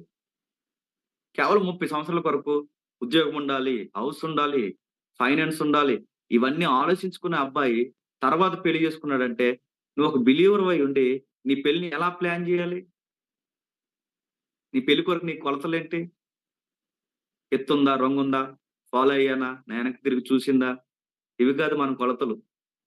నన్ను లైక్ చేసిందా? నా పక్కన మ్యాచ్ అయిందా? ఇవి కాదండి కొలతలు. ఎత్తు, పొడవు, రంగు, కట్నం ఇవి కాదండి కొలతలు. నువ్వు బిలీవర్‌వైతే నేను నేరుగా స్ట్రెయిట్‌గా నిన్ను అడుగుతున్నాను ఒక మాట. నువ్వు బిలీవర్‌వైతే నీ కొలతేంటో తెలుసా? బైబిల్‌లో చెప్పింది బౌండరీస్ మాట్లాడింది. నువ్వు విశ్వాసివైతే నీలాగే విశ్వాసిని పెళ్లి చేసుకో. నువ్వు దేవుడిని నమ్మిన వాడివైతే నీలాగే దేవుడిని నమ్మిన వారిని పెళ్లి చేసుకో. నా క్లాస్‌లో జూసాను, రోడ్డు మీద జూసాను, బస్ స్టాండ్‌లో జూసాను. ఎథిక్స్ లేని మాటలండి ఇవి. నైతికత లేని మాటలివి. ఏం చూసావు అని అడుగుతున్నాను. ఔట్ బ్యూటీ జూసావా? ఏం చూసి పెళ్లి చేసుకుంటావు? ఏముందని పెళ్లి చేసుకుంటావు? ఒక మనిషి ఎలాంటోడో బయట నుంచి చూసి చెప్పగలమండి? ఒక మనిషి ఎలాంటోడో నీ పెళ్ళికి ఎలాంటి కొలతలు కావాలో బైబిల్ చెప్తుంది. జీవమను కృపావరములో నీతో పాలు భాగస్తులై ఉండాలి నీ లైఫ్ పార్ట్‌నర్. అంటే ఒక నిత్య నివాసాలు అంటే నీలాంటి కమిట్మెంట్‌లుండాలి. నీలాగా ఆలోచించాలి. నీలాగా దేవుడిని బలంగా నమ్మాలి. నీలాంటి విలువలు కలిగి ఉండాలి. అలాంటి లైఫ్ పార్ట్‌నర్ నువ్వు తెచ్చుకోవాలి. అంటే ఒక లోక సంబంధి ఈ లోకంలో తనకి మ్యాచ్ చేయేలా వాడే అంత ప్లాన్ చేసుకుంటే నీకెంత కమిట్మెంట్ ఉండాలి. అవేమి చూడం మనం. 5,00,000 ఇస్తారా? 10,00,000 ఇస్తారా? 15,00,000 ఇస్తారా? అని అడుగుతున్నాం మనం. బయటి వారికి మనకి తేడా ఏంటండి? ఎక్కడున్నాయండి విలువలు? బయటి వారు డబ్బుల కొరకు పెళ్లి చేసుకుంటారు. మనం విలువల కొరకు పెళ్లి చేసుకోవాలి గుర్తుపెట్టుకో. బయట వారికి లక్షణాలు ఉన్నాయా లేదా అనవసరం. లక్షలుంటే చాలు. మనకి లక్షణాలుండాలి. విలువలుండాలి. అందుకే ప్రభువు కోట్ చేస్తున్నాడు. అరే బయటోడు ఈ లోక సంబంధమైన జీవితం కొరకే వాడన్నీ లెక్కలేసుకుంటే నిత్యత్వం కొరకు బ్రతుకుతున్నాం. దేవుడు అంటున్నాం. చర్చ్ అంటున్నాం. విశ్వాసం అంటున్నాం. ప్రేయర్ లైఫ్ అంటున్నాం. ఇలాంటి గూగుల్ మీట్స్ అంటున్నాం. రకరకాల సహవాసాలను దేవుని పేరు మీద మనం జరిగిస్తున్నాం. నీకెంత కమిట్మెంట్ ఉండాలి? మరొక ఉదాహరణ చెప్తాను వినండి. పాలిటిక్స్ మొన్న రిజల్ట్ వచ్చింది మనకు చూసారో లేదో. రాజకీయాలు. రాజకీయాల్లో వాళ్ళెంత కమిట్మెంట్లు ఉంటాయండి వాళ్ళకి. ఈ మధ్య కాలంలో బాగా అలవాటైంది ఏంటో తెలుసా? పాదయాత్రలు, పాదయాత్రలు, పాదయాత్రలు. తెలంగాణలోని పాదయాత్రలే. ఏపీలోని పాదయాత్రలే. విచిత్రం ఏంటంటే ఇప్పుడు నెక్స్ట్ స్టేట్స్ కూడా పాకుతుంది పాదయాత్రల గొడవ. వైఎస్ రాజశేఖర రెడ్డి గారితో ప్రారంభమైంది ఈ పాదయాత్రలు. ఇప్పుడు అందరూ ఫాలో అవుతున్నారు ఈ పాదయాత్రలు. ఎన్ని సంవత్సరాలు నడుస్తున్నారండి పాదయాత్రలు? 6 months, 1 year, 2 years, 3 years. నెలలు నెలలు రోడ్ల మీద నడుస్తున్నారు. సంవత్సరాలు సంవత్సరాలు రోడ్ల మీద నడుస్తున్నారు. లగ్జరీ లైఫ్ 5 స్టార్, 7 స్టార్ హోటల్లో బతికిన ఒక పొలిటీషియన్, ఒక రాజకీయ నాయకుడు సంవత్సరాలు సంవత్సరాలు రోడ్ల మీద భార్యకి, పిల్లలకి, లగ్జరీ లైఫ్‌కి, ఫుడ్‌కి, అనుకూలమైన వాతావరణానికి వ్యతిరేకంగా నడుస్తున్నాడు. రోడ్ల మీద పడి తిరుగుతున్నాడు. తనకిష్టం లేని ఆయిల్ ఫుడ్ తింటున్నాడు. తనకి ఫ్యామిలీ డాక్టర్ ఉంటాడు. ఆ డాక్టర్‌లను దూరంగా పెట్టుకొని నడుస్తున్నాడు. ఎందుకు నడుస్తున్నాడని అడిగితే తన మైండ్‌లో కమిట్మెంట్ ఉంది. నెక్స్ట్ ఎలక్షన్‌కి ఎలాగైనా సరే నేను గెలవాలి అని. ఒక 5 ఇయర్స్ పదవి కొరకు, 5 సంవత్సరాల పదవి కొరకు, తన గెలవాలనుకున్న ఆ పదవి కొరకు 3 సంవత్సరాలు, 4 సంవత్సరాలు వేల కిలోమీటర్లు నడుస్తున్నారు. నేను మిమ్మల్ని అడుగుతున్నాను. ఒక రాజకీయ నాయకుడు, లోక సంబంధి ఒక రాజకీయ నాయకుడు ఒక 5 సంవత్సరాల పదవి కొరకు లైఫ్‌ని పెట్టుబడిగా పెట్టేస్తున్నాడు. లైఫ్‌ని. బైబిల్ ఏమని ఒప్పుతుందో తెలుసా? గ్రంథం ఏమని మాట్లాడుతుందో తెలుసా? ముఖ్యంగా డాక్టర్ లూకా గారు ఏమని రాస్తున్నారో తెలుసా? ప్రభువు తన వర్తమానంలో ఉన్న మాటని ఏమని హైలైట్ చేస్తున్నాడో తెలుసా? నిత్య నివాసాలున్నాయి. అంటే ఒక 60 ఏళ్ల జీవితం, ఒక 30 ఏళ్ల జీవితం కొరకే వీళ్ళు ఎంత కమిట్మెంట్ ఇస్తే, నువ్వు నిత్యం బతకాలనుకున్న ఆ జీవితం కొరకు నీ కమిట్మెంట్ ఏంటి? ఏమైనా ఉందా కమిట్మెంట్? ఏ కమిట్మెంట్‌లు ఉండవు మనకి. దేవుడిని నమ్ముకున్నామని ఒక పదం. పేల పదం. దేవుడిని నమ్ముకున్నామని ఒక పదం. ఆ పదం ఒకటే చెబుతాం. ఏరే ఎందుకురా ఎగ్జామ్స్ దగ్గరకొస్తున్నాయి. చదవచ్చు కదరా! అంటే చెప్తారు ఏమంటే దేవుడిని నమ్ముకున్నావురా. అంటే దేవుడిని నమ్ముకుంటే ఎగ్జామ్స్ చదవవా? దేవుడిని నమ్ముకున్నా అని నేను అడుగుతున్నాను. దేవుడిని నమ్ముకున్నా అంటే ఇంకేమి నువ్వేమి కష్టపడవా? దేవుడిని నమ్ముకున్నావులే. నెక్స్ట్ ఏంటి? కమిట్మెంట్ లేదా? కసిగా చేయడం లేదు. బయట ఎవరైనా చూడండి. బయట వారు ఒక వర్క్ చేస్తే బెస్ట్‌గా చేస్తున్నారు వర్క్. మనం నువ్వు బిలీవర్ అయితే బెస్ట్‌గా చదువు నేను మళ్ళీ చెప్తున్నాను. కసిగా చదువు. నంబర్ 1గా చదువు. నువ్వు దేవుడిని నమ్ముకున్న బిడ్డవైతే నంబర్ 1 స్థాయిలో ఉద్యోగం కొట్టు. నువ్వు దేవుడిని నమ్ముకున్న వాడివైతే డబ్బులు ఖర్చు పెట్టే విషయంలో నీ చేతులు వాటాన్ని తగ్గించు. నువ్వు దేవుడిని నమ్ముకున్న బిడ్డవైతే నువ్వు మొబైల్ వాడే విషయంలో ఎథిక్స్ ఫాలో అవ్వు. నువ్వు దేవుడిని నమ్ముకున్న బిడ్డవైతే అబ్బాయివైతే, అమ్మాయివైతే డిస్టెన్స్ మెయింటైన్ చేయి. నువ్వు దేవుడిని నమ్ముకున్న బిడ్డవైతే నైతికత దేని కొరకంటే లోకస్తులు చిన్న జీవితం కొరకు చాలా కమిట్మెంట్‌తో బతుకుతున్నారు. మీరెందుకు ఇంత నిష్టగా బతుకుతున్నారంటే చెప్పండి. నిత్య నివాసం కొరకు మేము కమిట్మెంట్‌తో బతుకుతున్నాం. థిస్ ఈస్ మై కవెనెంట్ అని చెప్పండి. ఇది నా దేవుడితో నేను చేసుకున్న నిబంధన అని చెప్పండి. మేము అందరిలాగా సినిమాలు చూడం. మేము అందరిలాగా మాట్లాడం. మేము అందరిలాగా బూతులు మాట్లాడం. మేము అందరిలాగా బిహేవ్ చేయం. మేము అందరిలాగా లవ్ స్టోరీ చెత్త చెదారమనం. ఎందుకంటే మేము దేవుడిని నమ్ముకున్న బిడ్డలం. వెలుగు సంబంధులం అని చెప్పాలి. బయట వాడు ఒక రాజకీయ నాయకుడు 5 సంవత్సరాల పదవి కొరకే ఎంత పోకులాడితే బైబిల్ చెప్తుంది నిత్య నివాసాలున్నాయి. నిత్య నివాసాల్లో సింహాసనాలున్నాయి. దాని మీద అధికారాలున్నాయి. అందులో నువ్వు కూర్చోవాలి అంటే, నిత్య నివాసంలో ఉండాలి అంటే, ఒక అధికారం దేవుడు తెచ్చి నీ చేతిలో నమ్మకంగా పెట్టాలంటే నీకెంత కమిట్మెంట్ ఉండాలి. మాటల్లో, చూపుల్లో, చేతల్లో, చదువుల్లో, ఉద్యోగంలో, ప్రతి విషయంలో ఎంత కమిట్మెంట్ ఉండాలి. గాలోడు చెప్పిన మాటలన్నీ వింటాం. ఫ్రెండ్ ఒక మాట మనం తగిలిస్తున్నాం. ఫ్రెండ్ అనే ఒక విలువైన పదాన్ని, స్నేహితుడనే ఒక విలువైన పదాన్ని లూజ్ క్యారెక్టర్ మనం అలవాటు చేసుకున్నాం. వాళ్ళు చెప్పే ప్రతి విషయాన్ని బంగారక్షరాలతో పాటించినట్టు పాటిస్తున్నాం. వాళ్ళు చెప్పిన సంగతులు మీరు పాటిస్తారో లేదో నాకు తెలీదు గానీ, ఒక నిజ స్నేహితుడిగా, ఒక ఆత్మీయ స్నేహితుడిగా, మన బాగునెరిగిన వాడిగా, పరం నుండి ఇలలోకొచ్చిన దైవం ఒక స్నేహితుడు నీకు నాకు సలహా ఇస్తున్నాడు. ఆయన పేరు ద లార్డ్ మెస్సయ్య. యేసుక్రీస్తు. 2000 సంవత్సరాల క్రితం పుట్టినవాడు. ఆయన చెప్తున్నాడు సలహాలు, ఖచ్చితమైన సలహాలు. నిత్య నివాసాలున్నాయి. చూసొచ్చాను. చెప్తున్నాను. ఆధారాలున్నాయి. దానికి ఎవిడెన్స్ నేనే అని చెప్తున్నాడు. వాటి గురించి ఇదిగో నన్ను ఎవిడెన్స్‌గా చూడండి. మీకు మరొక లైఫ్ ఉంది. యూనివర్సల్ లైఫ్ ఉంది. ఈ విశ్వం అంచులు దాటిపోయే ఒక లైఫ్ ఉంది నీకు. దాని కొరకు నువ్వేం జేస్తున్నావు? బయట వాళ్ళు చూడండి. ఇంకా కొన్ని ఉదాహరణలు చెప్పి నేను ముగిస్తాను. బయట వాళ్ళు చూడండి. సినిమా వాళ్ళు మీరు గమనించండి. ఒక్క అవకాశం అని తిరుగుతారండి స్టూడియోల చుట్టూ వాళ్ళు. ఒక్క అవకాశం అని తిరుగుతారు. ఒక్క అవకాశం కొరకు వాళ్ళు సక్సెస్ అవుతారు. ఆ అవకాశం కొరకు వాళ్ళు ఎన్ని పడుగాపులు కాస్తారు. వాళ్ళ ఇంటర్వ్యూలు ఎప్పుడైనా చూస్తున్నారా? పోనీ వాళ్ళ ఇంటర్వ్యూలు ఎప్పుడైనా చదివారా? వాళ్ళ స్ వాళ్ళకి ప్రత్యేకమైన మ్యాగజైన్స్‌లో వారి గురించి స్టోరీస్ రాస్తారు. ఎప్పుడైనా చదువుతారు న్యూస్ పేపర్‌లో. వాళ్ళు మాట్లాడుతూ కొన్ని విషయాలు చెప్తారు. ఏమని మాట్లాడుతున్నారు వాళ్ళు? చేసే ముందు పడుగాపులు కాసామండి. ఇదే స్టూడియో ముందు భోజనం లేకుండా నిలబడ్డామండి. ఇదే స్టూడియో ముందు మాకెవరు అవకాశం ఇస్తారని తిరిగామండి. పూట కూటి కొరకు ఏడ్చామండి. ఈ రూముల్లో ఒంటరితనంతో ఒకరోజు తిని, ఒక రోజు తినక లైఫ్‌ని సక్సెస్ అయ్యే వరకు గొడ్డు జీవితాన్ని అనుభవించామని ఈరోజు పెద్ద పెద్ద స్టార్ యాక్టర్లు చెప్తున్నారు. కొనుక్కోవడానికి కనీసం అరటిపళ్ళు కొనుక్కోవడానికి కూడా మా దగ్గర డబ్బులు లేనప్పుడు పొట్ట చేత్తో పట్టుకొని యాక్టర్ అవ్వాలని వచ్చేసామంటున్నారు. గేట్ల ముందు నిలబడుతున్నారు. ఈరోజు వాళ్ళ భోజనాలు లేకపోయినా వాళ్ళ లక్ష్యాన్ని వదలలేదు. వాళ్ళ సరైన వసతులు లేకపోయినా వాళ్ళ లక్ష్యాలు వదలలేదు. ఒక్క అవకాశం అని తిరిగారు. ఏ డైరెక్టర్ కోసం అయితే తిరిగారో ఇప్పుడు ఆ డైరెక్టరే వీళ్ళు వెనక్కి తిరిగేంతగా సక్సెస్ అయిపోయారు. ఒక సినిమా వాడు వాడి లైఫ్‌లో విజయాన్ని సాధించడానికి వాడెంత సక్సెస్ కొరకు ఎదురు చూసాడు. నెలలు, సంవత్సరాలు గేట్ల ముందు, రోడ్ల ముందు నిలబడ్డాడు. కానీ బైబిల్ అంటుంది, నీ నిశ్చత్వం కొరకు నీ కమిట్మెంట్ ఏంటి? అందరిలాగే చదువుకుంటున్నాం. ఒక ఉద్యోగం కొడతాం. పీఎఫ్ ఎంత? సాలరీ ఎంత? గ్రాస్ ఎంత? ఏ బ్యాంక్‌లో సాలరీ దాసుకుంటే వడ్డీ ఎంతొస్తది? ఎన్ని ఇల్లులు కట్టుకున్నాం? ఎన్ని పొలాలు కొనుక్కున్నాం? ఎంత దాసుకున్నాం? ఏం కొనుక్కున్నాం? ఎక్కడ తిరిగాం? ఏ డ్రెస్సు, స్టేటస్‌లు, ఫోటోలు ఇవే కదండీ! అందరిలా బిహేవ్ చేస్తున్నది మనం. అందరూ వేరు, క్రిస్టియన్స్ వేరు మళ్ళీ నేను చెప్తున్నాను. క్రిస్టియన్స్ అంటే కమిట్మెంట్ ఉన్నోళ్ళు. ఆ కమిట్మెంట్ ఉన్న మిషనరీస్ మన ఇండియాకొచ్చారు గనకే ఈరోజు చెల్లెళ్ళు చదువుకోగలుగుతున్నారు.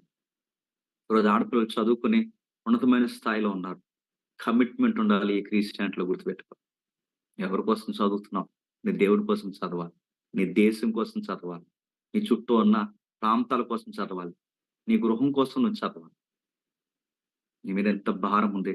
లోక సంబంధులు వారు పెట్టుకున్న లక్ష్యాల కొరకు వాళ్ళెంత పరుగులు తీస్తే, నీ దేవుని కొరకు, నీ నిత్యత్వం కొరకు నీ కమిట్మెంట్ ఏంటి? నేను ముగించేస్తున్నాను. నేను ముగింపుకి తీసుకెళ్ళే ప్రయత్నం చేస్తా. అదే సినిమా వాళ్ళు ఈ మధ్య ఇంటర్వ్యూలు ఇస్తున్నారు. 5 సంవత్సరాలు పెంచినట్టు ఒకాయన గెడ్డం 5 సంవత్సరాలు గెడ్డం. 5 సంవత్సరాల గడ్డం ఎందుకు పెంచారు సార్ అంటే ఆయన చెప్తున్నాడు సినిమా కోసం పెంచాడట. సన్నంగున్న యాక్టరు లావుగా అయిపోతున్నాడు. ఎందుకు సార్ అంటే ఆయన చెప్తున్నాడు క్యారెక్టర్ డిమాండ్ చేసిందంట. లావుగున్నవాడు సన్నగా అయిపోతున్నాడు. ఎందుకు సార్ అంటే క్యారెక్టర్ డిమాండ్ చేసిందంట. ఒక ఒక సినిమా కొరకు, ఒక నెల ఆడే సినిమా కొరకు లావైపోతున్నారు, సన్నమైపోతున్నారు. ఒక సినిమా కొరకు వారు లేని ఆకారాలు మార్చేసుకున్నారు. వారి సినిమా కొరకు ఎన్నో విచిత్రమైన దేహాన్ని విచిత్రంగా మార్చేస్తున్నారు. నేను అడుగుతున్నాను. నువ్వు నమ్మిన నమ్మకం కొరకు ఇవేమి దేవుడేయమని ఇలాంటి వేషాలు, పగటి వేషాలు ఏయమని దేవుడు చెప్పలేదు కానీ, నువ్వు నమ్మిన దేవుని కొరకు ఉన్నతంగా చదువుకొని, ఉన్నతమైన ఉద్యోగం సాధించి, పేరెంట్స్‌కి గౌరవంగా ఉండి, సొసైటీలో గౌరవప్రదమైన స్థితిలో ఉండి, అక్కడి నుంచి నీ దేవుని కొరకు ఒక టెస్టిమనీ ఇవ్వగలవా? ఒక సాక్ష్యాన్ని నువ్వు ఇవ్వగలవా? అందరి పిల్లల్లా కాకుండా మీరింత ప్రత్యేకంగా మీరెలా ఉండగలిగారన్నప్పుడు, ఆ దేవుని బట్టి నేను ఉండగలిగానని చెప్పగలవా? 16 ఏళ్ల వయసులో వచ్చేసిందండి ఇండియాకి తల్లి మదర్ తెరీసా. 16 ఏళ్ల వయసులో కమిట్మెంట్ పెట్టుకుంది. ఎక్కడో యుగేస్లేవియా పుట్టింది. ఇండియాకొచ్చింది. కలకత్తాలో సేవ చేసింది. భారతదేశానికి తెరీసాగొచ్చిన ఆవిడ ప్రపంచ దేశాలన్నీ కలిపి నువ్వు తెరీసావు కాదు, మదర్ తెరీసావు అన్నారు. ఆ అమ్మాయి దేవుని కొరకు చదివింది. ఆ అమ్మాయి దేవుని యొక్క విలువలు చూపించాలనుకుంది. ఆ అమ్మాయి దేవుని కొరకు ఒక సాక్ష్యాన్ని చాటింది. ఏం దాసుకున్నాం మదర్ తెరీసా అంటే 3 తెల్ల చీరలు దాసుకుంది. ఒక టొంగు పెట్టి దాసుకుంది. ఒక పడుకోడానికి ఒక రేకు మంచం దాసుకుంది. ఇంకేమి నువ్వు దాసుకోలేదా మదర్ తెరీసా అంటే ఆమె చెప్పింది ఇంకేం దాసుకోలేదు. ఎందుకు దాసుకోలేదంటే ఆవిడొక పదం అంది. నిత్య నివాసాల్లో స్నేహితుల్ని సంపాదించుకున్నానంది. ఎక్కడుంది ఆ మాట? ఇప్పుడే మనం చదివాం. ఎక్కడుంది? నేను చదువుతాను. నేను ముగించేస్తాను చూడండి. ఇదిగో అన్యాయపు సిరి వలన స్నేహితులను సంపాదించుకోండి. ఎందుకనగా ఆ సిరి మిమ్మల్ని వదిలిపోయినప్పుడు వారి నిత్య నివాసాల్లో మిమ్మల్ని చేర్చుకోను. ఎందుకు ఈ మాట కంపేర్ చేస్తున్నాడో తెలుసా? ఇందాక మనం చార్టర్డ్ అకౌంట్‌లో చేసిన వాడి కోసం మాట్లాడుకున్నాం. తన యజమాడి యొక్క తన యజమాడికి అప్పులున్న వారి యొక్క అప్పులను వాడు తగ్గించాడు. 10,000 ఉన్నవాడికి 5,000 రాసుకోమన్నాడు. 5,000 ఉన్నవాడికి 2,500 రాసుకోమన్నాడు. 1000 ఉన్నవాడికి 500 రాసుకోమన్నాడు. ఇలా ప్రతి ఒక్కరికి సగానికి సగం ఆఫర్ ఇచ్చినట్టు ఇచ్చేసాడు. ఎందుకురా నువ్వు అలా చేసావంటే వాడి మైండ్‌లో ఒక యుక్తి ఉంది. యుక్తి ఏంటి? వాడు బయటికెళ్ళి కష్టపడలేడు. వాడు బయటికెళ్ళి భిక్షాటన చేయలేడు. వాడు బయటికెళ్ళి ఏ పని చేయలేడు. మరి ఎందుకురా ఈ పని చేసావంటే నేడో రేపో నా యజమానుడు నన్ను పనిలో నుంచి తీసేసిన తర్వాత ఈళ్ళకి డబ్బుల విషయంలో నేను హెల్ప్ చేశాను గనక, వాళ్ళ గొడ్డు పరిస్థితుల్లో నేను వాళ్ళకి సహాయం చేశాను. ఇప్పుడు నాకు గొడ్డు పరిస్థితులొచ్చాయి. మీరు నాకు సహాయం చేయండని ముందే గ్రౌండ్ వర్క్ రెడీ చేశాడట. అంటే రేపు రాబోయే కష్టము, నష్టం కొరకు ముందే తన గ్రౌండ్‌ని ప్రిపేర్ చేసుకొని, ఒక ఫ్రెండ్ సర్కిల్‌ని ఫార్మ్ చేసుకున్నాడు వాడు. మై డియర్ ఫ్రెండ్స్, ఆ రోజు మీకు నేను సహాయం చేశాను గనక, ఈరోజు నాకు సహాయం చేయండని వాడు డబ్బులతో స్నేహితులను సంపాదించుకున్నాడు. ఆ మాటే కంపేర్ చేస్తున్నాడు ఇక్కడ ప్రభు. ఏమంటున్నాడు? ఏమని కంపేర్ చేస్తున్నాడు? ఇదిగో అన్యాయపు సిరి వలన స్నేహితులు సంపాదించుకోండి. ఎలా సంపాదించుకోవాలి అన్యాయపు సిరి వలన? అన్నం లేని వాడికి అన్నం పెట్టండి. మీరు బాగా చదువుకొని ఉన్నతమైన స్థితిలో నిలబడి, బట్టలు లేని వాడికి బట్టలివ్వండి. వసతులు లేని వాడికి వసతులు కల్పించండి. నువ్వు ఏ కష్టాల నుంచి వచ్చావో, ఆ కష్టాల్లో నెక్స్ట్ జనరేషన్‌లో ఎవరైనా ఉంటే, ఆ కష్టాల్లో ఉన్న వారికి ఓదార్పునివ్వండి. అప్పుడు ఒక మంచి మాట చెప్పండి. మీరెందుకు ఇలా చేస్తున్నారని అడిగితే, ఒక మాట చెప్పండి. ఫోటో తీసి ఫేస్‌బుక్‌లో పెట్టడానికి కాదు. ఫోటో చూసి ఇన్‌స్టాగ్రామ్‌లో పెట్టుకొని, నేను పెద్ద సమాజ సంస్కర్త అని చెప్పుకోవడానికి కాదు. మీరెందుకు ఇలా హెల్ప్ చేస్తున్నారంటే, అప్పుడు ఒక ఆన్సర్ చెప్పండి. యేసుక్రీస్తుని బట్టి నేను హెల్ప్ చేస్తున్నానని చెప్పండి. అది ఎలా అని అడుగుతారు. నేడో రేపో నువ్వు చనిపోతావు. నేను చనిపోతాను. అయితే మనం ఒక రోజు ఒక దిక్కున కలుస్తాం. అదెక్కడో తెలుసా? నిత్య నివాసంలో కలుస్తాం. ఈ ప్రపంచానికి ఒక జడ్జ్‌మెంట్ డే జరుగుతదట. ఆ తీర్పు దినాన్ని యేసుప్రభు వారు ఒకే ఒక కొలత బయటికి తీసుకొస్తాడట. ఆ కొలత ఏంటో తెలుసా? కుడివైపున మేకలు, కుడివైపున గొర్రెలు, ఎడమ వైపున మేకలను పెడతాడు. అంటే గొర్రెలు, మేకలుగా మనుషుల్ని విడదీస్తాడట. విడదీసినప్పుడు జడ్జ్‌మెంట్ డేలో ఆ రోజు ఆర్గ్యుమెంట్‌కి కొన్ని విషయాలొస్తాయట. ఏమొస్తాయి? ఆ రోజు ప్రభు చెప్పేదేంటో తెలుసా? ప్రభు చెప్పేది ఒకే ఒక మాట. ప్రభు మాట్లాడేది. ఆయన మాట్లాడే మాటేంటో తెలుసా? ఆ రోజు మీరు నాకు భోజనం పెట్టారు. నాకు జ్ఞాపకం ఉంది. ఆ రోజు దప్పికిచ్చారు. నాకు జ్ఞాపకం ఉంది. ఆ రోజు నాకు నీళ్లిచ్చారు. నాకు జ్ఞాపకం ఉంది. ఆ రోజు చెరసాలలో ఉన్నప్పుడు చూడడానికొచ్చారు. నాకు జ్ఞాపకం ఉంది. అంటే జడ్జ్‌మెంట్ డేలో దేవుడు గుర్తు చేసుకునేవేంటో తెలుసా? మనం ఎవరికైతే సహాయం చేసామో అయ్యే జ్ఞాపకం చేసుకుంటారు. ఈరోజు జోగి, జోగి స్నేహాలు ఆ రోజు స్నేహితులుగా నిత్యత్వంలో ఉంటారో లేదో నాకు తెలీదు గానీ, ఒక ఆత్మీయతలో సహాయం చేసి నువ్వు సంపాదించుకున్న, నీ ధనమిచ్చి సంపాదించుకున్న నిజమైన స్నేహితులు ఆ రోజు నిత్య నివాసాల్లో నీతో ఉంటారు. ఎవరు నిజమైన స్నేహితులంటే చెప్పనా? ఆత్మీయంగా నీకు పరిచయమైన వారే నిజమైన స్నేహితులు. దేవునితో అనుసంధానమై నీ వలే రాజ్యంలో అడుగులు వేసేవారే నిజమైన స్నేహితులు. అలాంటి ఫ్రెండ్స్‌ని ఎతుక్కోండి. లైఫ్ బావుంటది. అలాంటి స్నేహాలను మీరు ఎతుక్కోండి. మీ జీవితాలు అందంగా కట్టబడతాయి. ప్రేయర్ లైఫ్‌లో, బైబిల్ స్టడీ లైఫ్‌లో, ఇంకెలాంటి సహవాసాల్లో, అలాంటి ఆలోచన కలిగిన వారు ఎవరైనా ఉంటే మీరు స్నేహితులుగా ఏర్పాటు చేసుకోండి. వాళ్ళే నిజమైన స్నేహితులు. ఎందుకంటే వీరందరూ ఒక నిజమైన స్నేహితుడిని ఫాలో అవుతారు. ఆయనే మన ప్రభువు అయిన యేసుక్రీస్తు. ఆయన ఫాలో అయిన వారు సమాజానికి మేలుకరంగా ఉంటారు. ఆయన చెప్పిన మాట నిత్య నివాసాలున్నాయి. నిత్య నివాసాలున్నాయి. అంటే ఆ రోజు యేసుప్రభు వారి ముందు నిలబడినప్పుడు వీళ్ళందరూ చెబుతారట. నాకు ఆకలిగొన్నప్పుడు అన్నం పెట్టారు. దాహంగా ఉన్నప్పుడు నీళ్ళిచ్చారు. అంటే ప్రభు ఆ రోజు అంటాడు. వాళ్ళకి సహాయం చేశారు గనక నాకు సహాయం చేసినట్టే. నీ టాలెంట్, నీ టైం, నీ మనీ, నీ ఎనర్జీ ప్రతీదీ నీ నైబర్ కొరకు నువ్వు ఉపయోగించాలి గుర్తుపెట్టుకో. నీ పొరుగు వాడి కొరకు ఎప్పుడైతే నువ్వు ఉపయోగిస్తావో, ఒకరోజు ఆడు నీకు స్నేహితుడైతాడు. ఆ స్నేహితుడు నువ్వు కలిసి నిత్య నివాసంలో ఉంటావు. నాకు నిజమైన స్నేహితుడు ఎవడైనా ఉన్నాడు అంటే, నా ఆత్మీయుడే నాకు నిజమైన స్నేహితుడని చెప్పాలి. ఈ ఆత్మీయులైన ఇరువురిని కలిపింది ఎవరు నిజమైన స్నేహితుడంటే, ప్రభువైన యేసుక్రీస్తు వారు. ఒలింపిక్స్ జరుగుతున్నాయి, మీరు చూస్తున్నారు లేదు. ఒలింపిక్స్‌లో గోల్ కొట్టాలనుకున్న వారు ఎంత కమిట్మెంట్ పెట్టుకుంటారండి. మనకులాగా ఎక్కడ పడితే అక్కడ తినరు. మనకులాగా ఏది పడితే అది కొనుక్కోరు. టైం వేస్ట్ చేయరు. ఫ్రెండ్ సర్కిల్ వలన టైం వేస్ట్ అవుతుందంటే ఫ్రెండ్ సర్కిల్‌ని కట్ చేస్తారు వాళ్ళు. గోల్ కొట్టేంత వరకు నిద్రపోరు. సరిగ్గా తినరు. ఎంతవరకు తినాలో అంతవరకు బ్యాలెన్స్‌డ్‌గా తినలేకపోతారు. ఒక రూ. 5,000, రూ. 10,000 వాళ్ళకిచ్చి మీరు ఉంచండి అంటే, ఆ డబ్బులు మీరేం చేస్తారని అడిగితే వాళ్ళు చెప్తారు. ఒక రన్నింగ్ షూ కొనుక్కుంటారు. లేదా ఒక ట్రాక్ కొనుక్కుంటారు. ఎందుకంటే వాళ్ళ లక్ష్యం కొరకే వాళ్ళ డబ్బులైనా, వాళ్ళ టైం అయినా ఏదైనా ఉపయోగిస్తారు. నేను మిమ్మల్ని అడుగుతున్నాను. మీ లక్ష్యం ఏంటి? నువ్వు నిత్యత్వాన్ని కొట్టాలి. ఆ నిత్యత్వానికి వెళ్ళే ముందు అనేక స్నేహితుల్ని నువ్వు సంపాదించుకో. అదే మీ గోల్, గుర్తుపెట్టుకోవాలి. అది మీరు సాధించడానికే మీరు చదువుకోవాలి. ఆ నిత్యత్వంలో స్నేహితులను సంపాదించడానికే మీరు ఉద్యోగాలు సాధించాలి. ఆ నిత్యత్వం కొరకే ఈ సమాజానికి మీరు మేలు చేయాలి. ఈ మాటలు తప్పుగా భావించొద్దు. ఈ మాటల్ని బైబిల్ కోట్ చేశారేంటని మీరెవరు వేరే వేరేగా ఆలోచించొద్దు.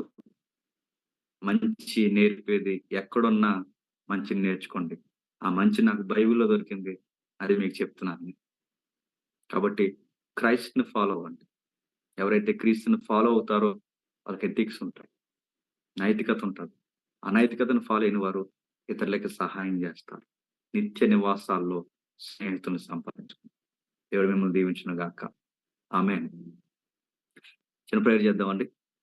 ప్రేమగల తండ్రి, కృపగల దేవ, విలువైన సంగతులు యవ్వనస్తులందరూ విన్నారు దేవ. విని వారు ధన్యులు. విని దాని ప్రకారం బ్రతకాలనుకున్నవారు మరి ధన్యులు. తండ్రి, ఈ ఈ తక్కువ సమయంలో విలువైన మాటలు మీ బిడ్డలు విన్నారు తండ్రి. లోక స్నేహాలు ఎర్రివి. లోక స్నేహాలు మాయగలిగినవి. లోకస్తులు ఎవ్వరూ మంచి సలహాలు మాకివ్వలేరు తండ్రి. వాళ్ళ ఆలోచనలు మంచిగా ఉండకపోవడానికి కారణం, వాళ్ళకి ఈ యొక్క గ్రంథపు యొక్క విలువలు తెలియకపోవడం వల్ల. వాళ్ళ సలహాలు మేము పాటిస్తే మేము పాడవుతాం. ఆ స్నేహాలతో తండ్రి పరిస్థితుల్లో మేము తిరిగితే మా తల్లిదండ్రులకి మేము కన్నీరు మిగులుస్తాం. ఆరోగ్యాలు పాడవుతాయి. మనశ్శాంతి పాడవుతది. లక్ష్యాలు పాడైపోతాయి. కానీ నిజమైన ఆత్మీయులతో మేము స్నేహం చేసి, ప్రభువుతో మేము నిబంధన చేసుకుంటే తండ్రి, మా చదువులు, మా ఉద్యోగాలు, మా వివాహాలు ప్రతీదీ తండ్రి ఒక అర్థం, పరమార్థం ఉంటది. మా రాష్ట్రానికి దీవెనకరంగా ఉంటాం. మా దేశానికి దీవెనకరంగా ఉంటాం. ఈ సమాజానికి దీవెనకరంగా ఉంటాం. తండ్రి రేపొద్దున మేము చనిపోతే నిత్య నివాసాల్లో సింహాసనాల మీద ఉంటాం తండ్రి. అందుకే మేము బ్రతకాలి. మా జ్ఞానమైనా, మా చదువైనా, మా సత్తువైనా ఏదైనా తండ్రి రాబోతున్న నిత్యత్వం కొరకు. ఒక 60 ఏళ్ల జీవితం కొరకే తండ్రి ఇంత కమిట్మెంట్‌తో లోకస్తులు బతికితే, వెలుగు సముద్రం అని చెప్పుకుంటున్న మేము మాకెంత కమిట్మెంట్ ఉండాలి తండ్రి. తండ్రి ఎంత నాణ్యతగా మేము జీవించాలి తండ్రి. ఆ నాణ్యత నడిపిస్తున్న బిడ్డలకి, తమ్ముళ్ళకి అందరికీ దయచేయండి. తండ్రి ఈ యొక్క సమాజానికి దేవుడని మీ కొరకు చెప్పకపోతే, ఈ సమాజానికి మా ప్రసంగాలకి అర్థం లేదు దేవా. తండ్రి మేము ప్రజలను మోటివేషన్ చేయవలసింది మా మాటలు కాదు. కేవలం మీ మాటలతోనే. మీ మాటలతోనే ముడిపడి మాట్లాడుకున్నాం. విన్నారు, విన్నవారు ధన్యులు. అండ్ విని దాని ప్రకారం జీవించిన వారు మరి ధన్యులు. చదువుకుంటున్న చెల్లెల్ని, తమ్ముళ్ళని ఎవరైతే ఉన్నారో ఇంకా పెద్దవారు ఎవరైనా ఉంటే తండ్రి వీరికి వారందరిని తండ్రి దీవించండి, కాపాడండి. మరింత మెరుగుగా ఏ విధముగా తండ్రి సమాజాన్ని తమ చుట్టూ ఉన్న విద్యార్థుల్ని వారు కాపాడుకోవాలో తండ్రి వివేచనతో తండ్రి వారిని నడిపిస్తారని కోరు. సాతాను లోకం వారి మీద పడినా లొంగక జయించే శక్తిని వారికి అనుగ్రహిస్తారని అర్థిస్తాం. క్రీస్తు నామమున ప్రార్థన సమర్పిస్తున్నాం తండ్రి. ఆమేన్. సెలవు. ఆమెన్. థాంక్ యూ అన్న. Thank you. నిజమైన స్నేహితుని గురించి విలువైన విషయాలు మాకు తెలియజేశారు. యెస్. సొసైటీలో ఉన్న ఫ్రెండ్‌షిప్స్ ఎలా ఉన్నాయో, ఎలా నాశనానికి దారి తీస్తాయో తెలియజేశారు. అలాగే అనేకమైన రియల్ ఎగ్జాంపుల్స్ మాకిచ్చారన్న. థాంక్ యూ అన్న. Thank you very much. మరి నిజమైన స్నేహితుడు మన ప్రభు అయిన క్రీస్తు అని చెప్పి తెలియచేశారు. థాంక్ యూ అన్న. మీరు మా మధ్యలో ఉండడం చాలా సంతోషం మిమ్మల్ని కలిగి ఉండడం నిజంగా అన్న. వి ఆర్ ట్రూలీ బ్లెస్డ్ అన్న to have you. Thank you అన్న. Thank you very much. Thank you అమ్మా. Thank you. థ్యాంక్ యూ అన్న.